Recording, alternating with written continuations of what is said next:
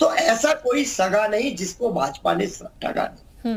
ये आज युक्ति हो गई है उत्तर प्रदेश में। समान नागरिक संहिता के बारे में मैंने आपको बहुत सारा वृत्तांत बता दिया कि निश्चित तौर पे जो मौजूदा दौर के जो मुद्दे हैं, महंगाई, शिक्षा, बेरोजगारी, स्वास्थ्य, इन पे ध्यान भटकाने की कोशिश है। क्योंकि जैसा हमारे साथी भी कह रहे थे, उन्होंने बोलने का काम करा, बताने का काम करा कि जो बुनियादी मुद्दे हैं जिन पे इन पे प्रश्न हो रहे हैं, चाहे लॉ। ठीक है सर, मैं आपके पास वापस लौटूंगी। अभी हमारे साथ प्रशांत जी भी अब जुड़ चुके हैं, शायद उनका कनेक्शन अब बेहतर हो चुका है, बीजेपी प्रवक्ता। प्रशांत जी, तमाम आरोप लग रहे हैं कि मुद्दे हैं नहीं, सिर्फ भटकाने का काम आप करते हैं, नियत आपकी साफ है नहीं, ये सपा की तरफ से आरोप लग रहा है। कांग्रेस से कह रहे हैं नीति नहीं है, नियत में आप लोगों की खोट है। देखिए, जो कॉमन सिविल कोड का विषय है, भारतीय संविधान में अनुच्छेद 44 में है। अनुच्छेद 44 कहता कि स्टेट देश में एक समान नागरिक संहिता लागू करेगा। उसी के आधार पे कॉमन सिविल कोड लागू करने की बात की जा रही है। और ये कोई आज का विषय नहीं भारतीय जनता पार्टी का। राम मंदिर हो या धारा 370 हो या कॉमन सिविल कोड, तीनों हमारे पहले से ही विषय रहे हैं। और अगर हम देश में सेकुलर देश की बात करते हैं, पंथ निरपेक्ष बात करते हैं, पंथ निरपेक्षता या सेकुलरिज्म का मतलब ही होता है। वैभव जी, मैं आपके पास आऊंगी अभी। प्रशांत जी को बोलेंगे, फिर मैं आपके पास आ रही हूँ। हाँ, बोलेगा प्रशांत जी। कि देश किसी धर्म के आधार पे नहीं चलेगा, एक समान कानून से चलेगा जो सभी लोगों पर लागू होगा। आज देश में जो पर्सनल लॉ हैं, क्रिमिनल लॉ है या अदर जो लॉ है, वो तो उस पर समान है। लेकिन जो व्यक्तिगत पर्सनल लॉ जो है, जो उनके जीवन को प्रभावित करते हैं, वो सभी संप्रदायों के लिए अलग अलग हैं। तो कॉमन सिविल कोड का मतलब है कि उन सबके लिए एक समान कानून बनाया जाए। ये कॉमन सिविल कोड किसी धर्म ना तो या मजहब के न फेवर में है, ना उनके अगेंस्ट में है। ये सभी के लिए बराबरी की बात करता है। एक ये मिसकंसेप्शन फैलाया जाता है कि कॉमन सिविल कोड का मतलब हिंदू लॉ सब पे लागू कर दिया जाता है। ऐसी बात नहीं है। आज देश में महिलाओं के लिए अगर आप देखें, लेकिन सपा पार्टी कह रही है ना, फिर यूसीसी अगर आप लाएंगे तो धार्मिक स्वतंत्रता का हनन होगा उनका। एक अनुच्छेद उसके लिए। देखिए, धार्मिक स्वतंत्रता का हम तो मैडम अभी हो रहा है ना। अब हिंदू लॉ में महिला को राइट, प्रॉपर्टी का राइट बराबर है, उसको भी तलाक देने का अधिकार है। पति से शादी अगर डाइवोर्स होता है तो उसको आधी संपत्ति मिलती है। लेकिन अदर कानूनों में ये चीजें नहीं है। तो हम तो उनको बराबरी का अधिकार देने की बात करेंगे। जब यूसीसी लागू हुआ, इसमें धार्मिक स्वतंत्रता का अधिकार कहां से हो जाएगा? आप धार्मिक स्वतंत्रता के आधार पर आप ट्रिपल तलाक देते थे, महिला को तलाक दे करके उसको बाहर कर देते थे अपने घर से। तो उस चीज पर भी सुप्रीम कोर्ट ने रोक लगाई। इसी तरीके से पर्सनल लॉ के नाम पे ऐसे विभेदकारी कानून हैं जो अन्य संप्रदायों के बच्चों को, महिलाओं को समान कानून नहीं देते हैं। अगर उनको बराबर अधिकार मिल जाता है तो उसमें क्या समस्या होगी? बिल्कुल जोशी साहब, देखिए प्रशांत साहब तो कह रहे हैं बराबर अधिकार देने की बात कर रहा है, महिला पुरुष दोनों को ही बराबर अधिकार इससे मिल जाएगा। आप कह रहे हैं बराबर का अधिकार नहीं मिलेगा, यहाँ पर धार्मिक स्वतंत्रता कहां होगा। आ रही हूँ मैं बस अब आपके पास, इसके बाद आपके पास। मैं भारतीय जनता पार्टी के प्रवक्ता साथी को बताना चाहता हूँ, जो संविधान का अनुच्छेद 25 है, वो हमें धार्मिक स्वतंत्रता का अधिकार देता है। और जब ये कानून थोपने की जो सरकार कोशिश कर रही है, क्योंकि 3 साल पहले भी रावत जी पहले भी विधि आयोग ने इस पे राय मांगी थी, क्योंकि आज दोबारा करा है। और ये निश्चित तौर पे ये 24 से पहले का इनका एक प्रयोग है। ये निश्चित तौर पे जो धार्मिक उन्माद फैलाना चाहते हैं भारतीय जनता पार्टी, नफरत की पॉलिटिक्स जो ये भारतीय जनता पार्टी करती है, ये उसी के तहत है। क्योंकि विविधता, ठीक है, यानी कि धार्मिक उन्माद बीजेपी फैलाना चाहती है। प्रशांत जी से मैं इसका जवाब लूंगी, लेकिन वैभव जी बहुत देर से कुछ कहना चाह रहे हैं, बोलेगा आप वैभव जी। आप देखिए, महिलाओं को समान अधिकार देने की बात कर रहे हैं, बड़ा हास्यास्पद है। इनके शिखर पुरुष जो हैं, देश के आज प्रधानमंत्री हैं, उन्होंने अपनी पत्नी को बिना तलाक दिए छोड़ दिया। किस कानून के तहत छोड़ा था? पहले तो उनको अधिकार दे दें, जैसे सभी प्रधानमंत्री की अर्धांगिनी को सुरक्षा और बाकी सुविधाएं मिलती हैं, पहले उनको दे दें।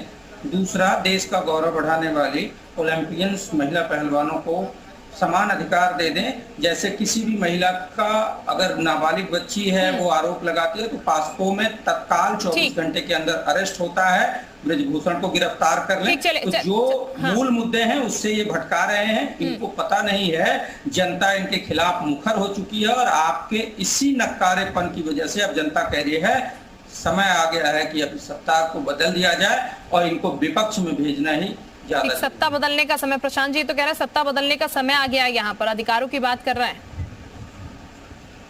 देखिए, सत्ता बदलना ना बदलना तो जनता के हाथ में होता है। उससे पार्लियामेंट का काम कानून बनाना है।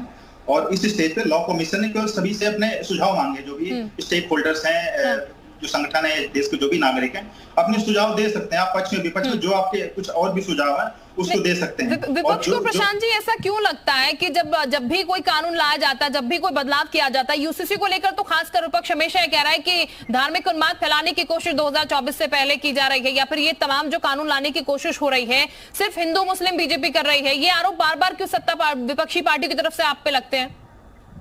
देखिए, देश में क्या हिंदू और मुस्लिम दो ही संप्रदाय रहते हैं क्या? बौद्ध, जैन, सिख, ईसाई, पारसी सभी लोग रहते हैं। कानून तो सभी की बात होती है। आप उसको मुस्लिम पे क्यों टारगेट कर रहे हैं? और अगर स्टेक होल्डर्स की बात है तो मुस्लिम महिलाओं को भी उनके विचार भी जानने चाहिए। जब ट्रिपल तलाक होता है, हलाला होता है, तो मौलवी की राय ली जाती है। उस मुस्लिम महिला से क्यों नहीं पूछा जाता है उस हलाला की पीड़ा क्या होती है? उसकी भी तो बात सुनी जानी चाहिए ना। उसका वो भी स्टेक होल्डर्स है, 50% उस समुदाय समाज की वो भी स्टेक होल्डर्स हैं। तो यहाँ पे धार्मिक कोई बात ही नहीं है। ये तो कॉमन सिविल कोड है, हिंदू सिविल कोड की बात नहीं, हिंदू कोड की बात नहीं हो रही है। सभी के लिए समान की बात हो रही हो। उसमें अगर हिंदू लॉ में भी कुछ अगर कमी होगी उसको भी हटाया जाएगा। हो सकता है मुस्लिम लॉ में, पर्सनल लॉ में कोई अच्छी चीज हो उसको शामिल किया जा सकता है। कैनन लॉ जो क्रिश्चियंस का लॉ होता है उसमें अगर कोई अच्छी चीज होगी तो कॉमन सिविल कोड में उसको शामिल किया जाता है। हम तो सबको साथ लेने की बात कर रहे हैं। यहाँ तो कोई सांप्रदायिकता वाली बात है नहीं। सांप्रदायिकता की बात तो वो लोग कर रहे हैं जो एक वोट बैंक के लिए, एक वर्ग विशेष को करने के लिए उनको भड़का काम कर रहे हैं। ये ऐसे लोग ही उनको भड़का रहे हैं कि अगर कॉमन सिविल कोड आ जाएगा तो उनके अधिकारों का हनन हो जाएगा। और जो आर्टिकल 25 की बात है, आर्टिकल 25 का मतलब कि सभी धर्म के लोगों को अपने अपने धर्म को मानने का, अपने रिलीजन को प्रैक्टिस करने का अधिकार है। अब इस तरह क्रिमिनल लॉ में देखें, क्रिमिनल लॉ तो सभी को लागू होता है, लेकिन हम शरिया लॉ में अगर क्रिमिनल देखें तो अगर कोई चोरी करता है तो हाथ काट दिया जाता है। लेकिन ये कानून तो भारत में नहीं है ना, वो आईपीसी सब पे लागू है। तो इसी तरीके से पर्सनल लॉ में भी एक जो कॉमन सिविल कोड है सब पे लागू होगा। बाकी आप अपने चाहे हिंदू हो, मुस्लिम हो, बौद्ध, जैन, सिख, अपने अपने धर्म को मानने के लिए लागू है। उसमें कोई आर्टिकल जो 25 है से लेकर 30 तक उसको किसी के अधिकारों को वायलेट नहीं करता है। प्रशांत जी, यूसीसी को लेकर जब हम बात कर रहे हैं इंप्लीमेंट करने की, क्योंकि देखिए चारों तरफ से विरोध तो हो रहा है, विरोध के स्वर तो जाहिर तौर पर पक्षी पार्टियों की तरफ से उठ रहे हैं, लेकिन बीजेपी की तरफ से कितना आगे काम हो रहा है इस पर? मैं जरा चाहूंगी फ्यूचर के लिए क्या प्लानिंग चल रही है इसको लेकर? देखिए, आज की डेट में भी कोई प्लानिंग जैसी कोई बात नहीं। अभी सामान्य तरीके से लॉ कमीशन ने, देखिए कानून बनता है, इसमें सभी लोग स्टेक होल्डर्स हैं, देश के 140 करोड़ लोगों पर लागू होगा, तो सभी से सलाह मांगी गई है कि आप लोग एडवाइस दीजिए। हो सकता है सरकार के पास भी कुछ ऐसे पॉइंट ना हो, वो भी इंक्लूड किए जा सके। वो लोग उसमें सलाह देंगे, उसके बाद बिल बनेगा, बिल पे पार्लियामेंट में डिस्कशन होगा, उसमें कोई अमेंडमेंट की बात आएगी, अमेंडमेंट किया जाएगा, उसके बाद कानून लागू किया जाएगा। कोई ऐसा तो नहीं कि जबरदस्ती किसी को पर लागू किया जाएगा, लेकिन बिना किसी जानकारी के लोगों को भड़काने के, लोगों पे कंफ्यूजन क्रिएट करने के लिए ये विपक्ष इस तरह की बातें कर रहा है। ये चीजें गलत हैं। ठीक, चलिए, यूसीसी को लेकर समान नागरिक संहिता की बात जब हो रही है तो कहा जा रहा है समान अधिकार जो है दिया जाएगा। वैभव जी, छोटा सा कमेंट फटाफट से, टाइम का अभाव है। शिल्पा जी जी बोलिए। जी, ऐसा है कि ये जो समान नियम कानून की बात कर रहे हैं, सरिया कानून का ये अभी एक जिक्र कर रहे थे कि हाथ काटने की बात है, वो भारत में नहीं लागू होता, क्योंकि भारत संचालित होता है कानून से। यहाँ देश का संविधान है, अब कहीं भी कोई भेद नहीं है। ये झूठ मूठ का बरगला रहे हैं, लेकिन समान व्यवस्थाओं को लागू करने के लिए मैंने दो चीजें कही, जसोदाबेन और महिला पहलवानों की, उस पर जवाब नहीं दिया इन्होंने। एक बात और मैं कहना चाहता हूं कि जय शाह की जो कंपनी घाटे में जा रही थी उसको 1500 करोड़ का लोन दे दिया गया। एक सामान्य युवा को 5 लाख का लोन नहीं मिल पाता है व्यवसाय के लिए।